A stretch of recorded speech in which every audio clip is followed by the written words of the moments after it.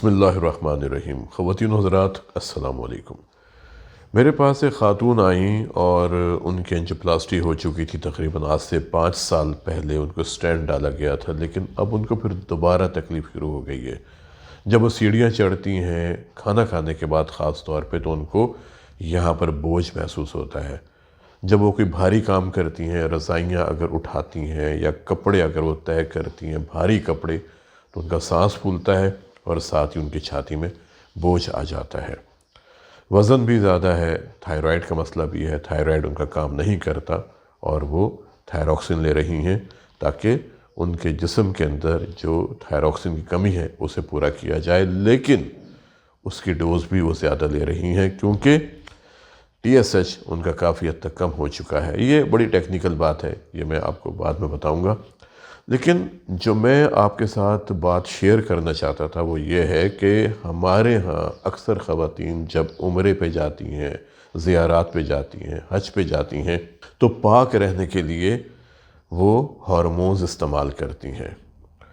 یہ وہی ہارمونز ہیں جو فیملی پلاننگ کے لیے دیے جاتے ہیں تاکہ بچے پیدا نہ ہوں، لیکن خواتین ان دواؤں کو وہاں پہ استعمال کرتی ہیں۔ میں تو اسے دوا ہی کہوں گا، کیونکہ جب یہ چیز ان کے لیے اتنی خطرناک ہو جاتی ہے، اور یہ آج کی بات نہیں ہے، میں نے پہلے بھی جو پروگرامز کیے تھے اس میں میں نے آپ سے کہا تھا کہ دیکھیں اپنے بارے میں ضرور سوچا کریں۔ اللہ تعالیٰ نے بھی اس کی اجازت دی ہے۔ علماء دین اس بارے میں زیادہ بہتر بتا سکتے ہیں کہ جب خواتین کے ایام ہوتے ہیں تو اس دوران ان کو کیا احتیاط کرنی چاہیے، بجائے اس کے کہ وہ ایسی چیزیں استعمال کریں، ایسے ہارمونز استعمال کریں جن سے ان کی جان کو خطرہ لاحق ہو جائے۔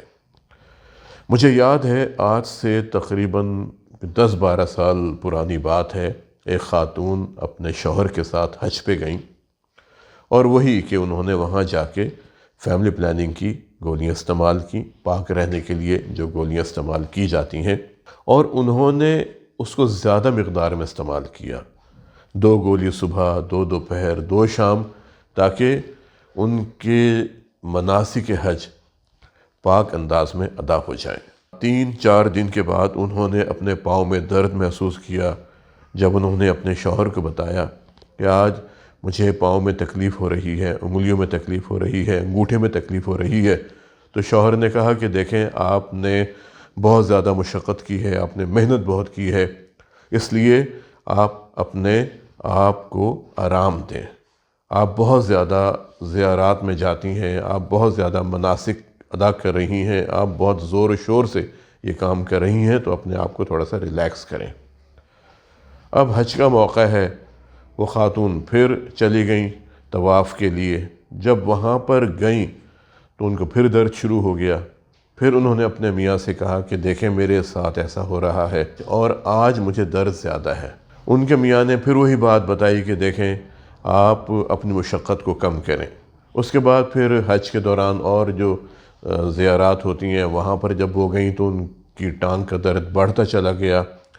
وہ پھر ان کو وہاں پر جو ڈاکٹرز ہوتے ہیں ان کے پاس لے کے گئے۔ جب ڈاکٹرز نے ان کے پاؤں کو دیکھا تو ان کا پاؤں نیلا ہو رہا تھا، پاؤں کے اندر خون کا بہاؤ کم ہو رہا تھا، ان کے پاؤں ٹھنڈے ہو رہے تھے۔ انہوں نے کہا کہ یہ تو ان کے پاؤں کے اندر جو خون کی نالی ہے، ان کی ٹانگ کی جو نالی ہے اس کے اندر رکاوٹ آ رہی ہے، اور انہوں نے کہا کہ اس میں لوتھڑا جم گیا ہے، اور یہ تو ہمیں فوری طور پر ان کا ورک اپ کرنا پڑے گا، ان کے لیے جو بھی مناسب ہو ہم کریں گے۔ لیکن اب بدقسمتی یہاں پر یہ ہوتی ہے کہ شوہر کہتے ہیں کہ نہیں جی نہیں، میں نے تو اب جانا ہے واپس پاکستان اور لاہور جا کے اس کا علاج کروانا ہے، یہاں پر میں کچھ نہیں کرواؤں گا۔ خاتون کا درد بڑھتا جا رہا ہے۔ جب ان کو لاہور لے کے آئے تو ان کے پاؤں کی انگلیاں گل گئی تھیں، ان میں اسمیل آ رہی تھی، گینگرین ہو گئی تھی، اور زخم اتنا زیادہ خراب ہو گیا تھا کہ پھر ان کی ٹانگ کو کاٹنا پڑ گیا۔ اگر ان کی ٹانگ کو نہ کاٹا جاتا تو زہر ان کے پورے جسم میں سرایت کر جاتا اور خدا نخواستہ وہ شوک میں جا سکتی تھیں۔ یہ تو ایک مثال ہے۔ اسی طرح ایک اور خاتون میرے پاس آئیں، ان کے ساتھ بھی یہی ہوا کہ جب وہ عمرے پہ گئیں تو انہوں نے وہاں جا کے پاک رہنے کے لیے ان گولیوں کا استعمال کیا اور ان کو فالج ہو گیا۔ یہ جو خاتون میرے پاس آئیں انہوں نے بھی یہی کیا کہ جب یہ عمرے پہ گئی تھیں تو وہاں پہ جا کے انہوں نے گولیوں کا استعمال کیا پاک رہنے کے لیے، اور پھر ان کی چھاتی میں درد ہو گیا۔ جب یہ یہاں پر آئیں تو معلوم ہوا کہ ان کو ہارٹ اٹیک ہو گیا ہے، پھر ان کو اسٹینٹ ڈالا گیا اور اب وہی علامات دوبارہ شروع ہو گئی ہیں۔ یہ تمام باتیں جو میں نے آپ کو بتائیں، خواتین کو خاص طور پہ میں یہ کہنا چاہوں گا کہ دیکھیں، اگر آپ عمرے پہ جا رہی ہیں، اگر آپ زیارات پہ جا رہی ہیں، آپ لوگ گروپ کی شکل میں جاتے ہیں یا آپ انفرادی سطح پہ جاتے ہیں، پلیز اس بات کا خیال رکھیں کہ آپ نے پاک رہنے کے لیے دواؤں کا استعمال نہیں کرنا، یہ آپ کی زندگی کو خطرہ دے سکتے ہیں۔ یہ خاتون جو میرے پاس آئیں، اب ان کو دوبارہ انجانا شروع ہو گیا ہے، ان کا وزن زیادہ ہے۔ میں نے انہیں مشورہ یہ دیا ہے کہ آپ ان تمام وجوہات کو کنٹرول کریں جن کی وجہ سے دل کی نالیاں تنگ ہوتی ہیں۔ اگر وزن زیادہ ہے، وزن کو کم کریں۔ تھائروکسین آپ زیادہ لے رہی ہیں، اسے ہم ایڈجسٹ کر دیں گے۔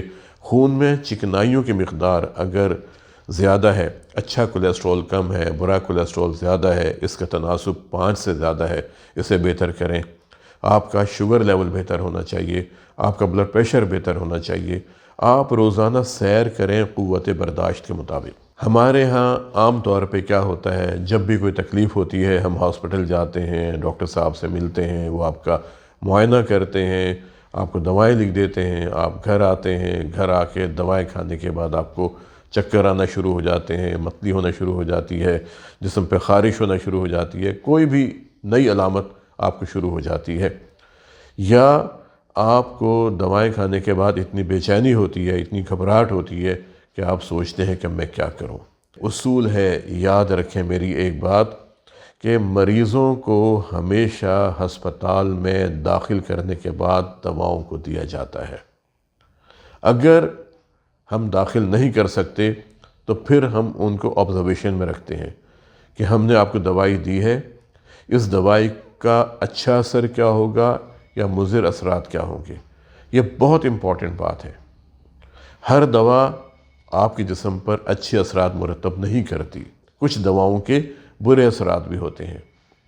ایک فزیشین کی ذمہ داری ہوتی ہے کہ وہ ان تمام چیزوں کو ذہن میں رکھیں اور آپ کو بھی بتائیں کہ دیکھیں، اگر آپ کو کسی دوائی کے استعمال کے بعد کھانسی شروع ہو جاتی ہے، اگر آپ بیٹھ کے کھڑے ہوں آپ کو چکر آتا ہے، یا ویسے آپ کو چکر آنے لگتے ہیں، آپ کو کمزوری محسوس ہونے لگتی ہے، آپ کے جسم پہ خارش ہوتی ہے، آپ کے پاؤں پہ سوجن آ جاتی ہے، آپ کو سانس لینے میں دشواری محسوس ہوتی ہے، آپ کے پیشاب پخانے کا رنگ تبدیل ہونے لگا ہے، تو آپ ہمیں فوراً بتائیں۔ یہ تمام باتیں ایک اچھے فزیشین آپ سے لازمی ڈسکس کریں گے، اور ایک ذمہ دار مریض ہونے کے ناطے آپ نے بھی کسی بھی علامت کی صورت میں ڈاکٹر صاحب کے پاس جا کے ان کو یہ بات بتانی ہے تاکہ آپ کی دواؤں کو ری ایڈجسٹ کیا جا سکے۔ میں ہمیشہ ایک بات کہتا ہوں کہ دنیا میں جو بھی ایجاد ہوتی ہے انسان کے فائدے کے لیے ہوتی ہے۔ ہم اینجیوپلاسٹی کرتے ہیں، بہت اچھی بات ہے، ہمیں کرنی چاہیے۔ ہم اسٹینٹ ڈالتے ہیں، بالکل ڈالنے چاہیے۔ ہم بائی پاس کرواتے ہیں، بائی پاس بھی ہونا چاہیے، لیکن ان لوگوں کو جن کو واقعی ضرورت ہوتی ہے۔ ہمیں اپنے مریضوں پر محنت کرنا پڑے گی، ایک ایک مریض کو انفرادی سطح پر دیکھنا ہوگا تو ہمارے مریض ٹھیک ہوں گے۔ اور میں آپ لوگوں سے بھی یہ بات کہوں گا کہ ہم مرض ہونے کا انتظار کیوں کرتے ہیں۔ میں آپ سب لوگوں سے یہ بات کہوں گا کہ دیکھیں، جس طرح ہم اپنی موٹر سائیکل کی، اپنی گاڑی کی ٹیوننگ کرواتے ہیں، ہم انتظار نہیں کرتے کہ خدا نخواستہ کوئی حادثہ ہو جائے گا تب ہم اپنی گاڑی کی ٹیوننگ کروائیں گے یا موٹر سائیکل کو جا کے میکینک کو دکھائیں گے۔ ہم ہر 2 مہینے بعد 6 مہینے بعد لازمی ٹیوننگ کرواتے ہیں۔